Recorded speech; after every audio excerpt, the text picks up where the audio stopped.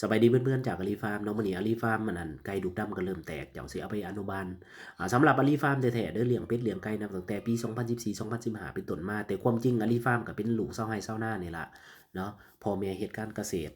เกิดมาก็เริ่มเห็นพ่อแม่เลี้ยงเป็ดเลี้ยงไก่แต่ความจริงการเลี้ยงเป็ดเลี้ยงไก่ของเพิ่นจะเน้นแบบธรรมชาติเป็นหลักแบบเกือบ100%เลยล่ะเจ้าเนาะเวลาเกิดมาก็ให้พ่อแม่มันตุ่มอีหยังต่างๆซึ่งแทบบ่มีกำไรเลยเจ้าเมื่อฮักนั่นฮักนี่ออกมาบ่มีกำไรพอได้แต่กินซื่อๆ เนาะแต่หลังจากอาลีฟาร์มมาเฮ็ดก็พยายามเสาะหาทุกวิธีทางเพื่อมาเพิ่มผลผลิตให้เฮายกตัวอย่างเมื่อก่อนเฮาเลี้ยงไก่แบบธรรมชาติให้มันฟักเนาะไก่นี่มันไข่10วันมาฟักอีก21วันมาฟื้นโตอีก7หา14วันซึ่งมันกินเวลา40กว่าวันเจ้าต่อชุดหนึ่งเนาะซึ่งมันหลายเกินไปเจ้าฉะนั้นวิธีอาลีฟาร์มเฮ็ดก็คือใส่ตู้ฟักไข่ให้มันไข่10วันเนาะมันไข่สุดห่วงไข่แล้วก็มาเอาเข้าตู้เนาะอีก21วันแล้วฟื้นโต10วัน10หา15วันให้มันไข่อีกเจ้า เนาะนี่คือข้อดีของมันหน้าที่ของมันก็คือมีหน้าที่ไข่อย่างเดียวหลังจากเกิดมาแล้วเนาะสมัยเมื่อก่อนอาลีฟาร์มก็เอาไปใส่ของอนุบาลเหมือนทุกๆท่านที่เคยใส่นั่นแหละอนุบาลแบบย้อนดอกไฟ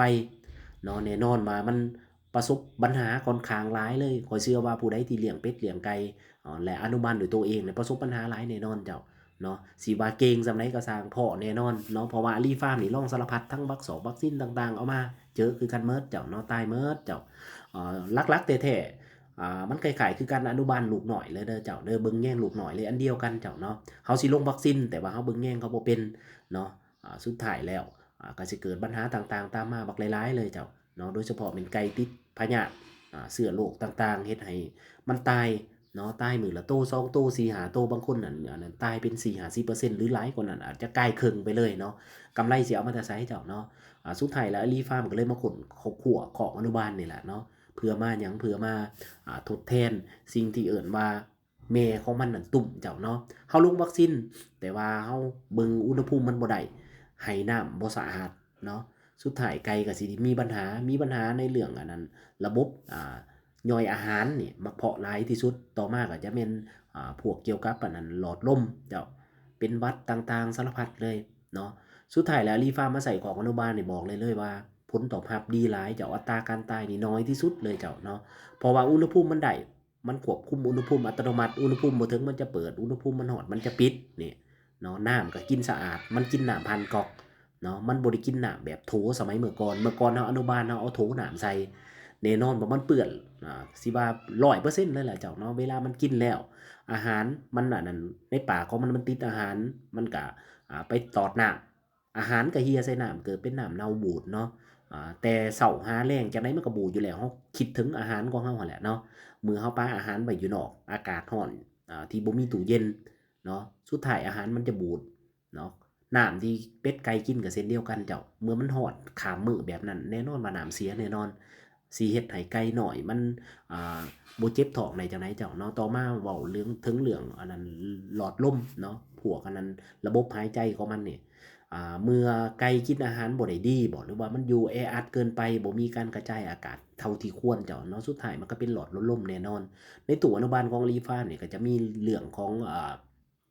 พัดลมกระจายอากาศช่วยได้หลายเด้อเจ้าเด้อมันก็จะกายอากาศความร้อนต่างๆได้ดีเจ้าเนาะเฮ็ดให้ไก่แข็งแรงได้หลายขึ้นเว้ารวมแล้วในตู้อนุบาลที่ Refund เฮ็ดนี่เจ้าเนาะมีทั้งควบคุมอุณหภูมินี่เนาะ แบบอัตโนมัติ2มาเป็นน้ำที่กินแม่นสะอาดที่สุดเจ้าเนาะเพราะมันบ่ได้กินน้ำเป็นในโถมันกินน้ำผ่านก๊อกเมื่อเวลามันตอดมันจะปล่อยน้ำมาเนาะเมื่อเวลามันบ่กินน้ำก็อัดไว้ฉะนั้นมันจะบ่สัมผัสกับเศษอาหารต่างๆเฮ็ดให้น้ำบ่เน่าบ่เสียเจ้าเนาะเนี่ยคือข้อดีของมันเนาะอุณหภูมินี่แน่นอนได้แน่นอนสำหรับท่านใดอยากได้ก็ติดต่อมาหาอาลีฟาร์มเด้อเจ้าเด้ออย่าคิดว่าเครื่องมือซุมนี้มันบ่สำคัญเนาะอาลีฟาร์มมองว่าสำคัญที่สุดบ่แม่นว่าอาลีฟาร์มเฮ็ดตัวนี้ อยากขายตัวนี้บ่แม่นเจ้าเนาะแต่สิ่งที่ Alifarm เห็นก็คือมันมีความโคตรจำเป็นเลยเจ้าในการเลี้ยงเป็ดเลี้ยงไก่ของเรามันช่วยเพิ่มผลผลิตเฮ็ดให้อัตราการอนุบาลของเรานี่รอดสูงที่สุดและที่สำคัญเด้อเพื่อนๆเนาะเราบ่ต้องไปล้างโถน้ำนี่ง่ายที่สุดเลยล่ะเนาะตื่นเช้ามาก็มีแต่เอาอาหารมาโปะใส่ห้างแล้วก็แล้วเนาะถอกน้ำใส่โถผู้ใดที่มีน้ำที่สามารถเป็นระบบออโตได้เขาก็จับน้ำใส่โถเลยบ่จำเป็นต้องไปตื่มน้ำตื่มหยังคือ Alifarm เฮ็ด เนาะสบายเจ้าเนาะจำน้ำออโต้เลยเสาแรงก็มีแต่เอาอาหารไปโปะใส่ห้างมันแล้วก็จบเท่านั้นหนึงเจ้าเนาะขอบใจหลายๆที่ติดตามรับชมสำหรับท่านใดอยากได้ก็ติดต่อมาหาเด้อเจ้าเด้อบ่ว่าสิเป็นลูกไก่ดับหรือว่าคอกอนุบาลเจ้า